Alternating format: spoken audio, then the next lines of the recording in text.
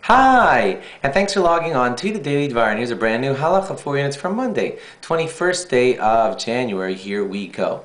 When doing Galila, there are also a few laws that you need to know about. I'm going to tell them to you now. Galila is the time when the Torah is wrapped up at the end of Hagba. So just like we had said for Hagba yesterday, that there should be a seam in the middle of the Torah, so that if God forbid there's any tearing, it'll happen along the seam, not along the words. Same law is true for Galila. When you roll up the Torah, try to roll it such that the seam remains in the middle of where you're wrapping.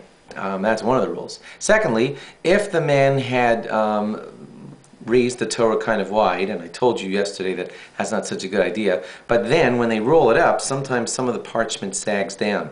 What you're going to want to do is lift up the parchment so that when you roll it, it all rolls tightly. But you're not supposed to put your hands directly onto the parchment. So the next best thing to do, if you have to lift up the parchment, is to hold the parchment by way of something else holy, like a talus, or perhaps the Torah belt or something like that. And then when you wrap it up in that way, you won't have your hand touching the parchment. You'll just have the talus touching the parchment or the belt touching the parchment, but not your hand.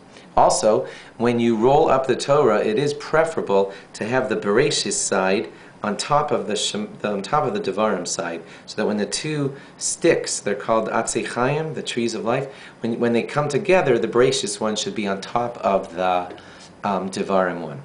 And lastly, when you tie up the belt, if it's one of those things that ties, do not tie it in a double knot.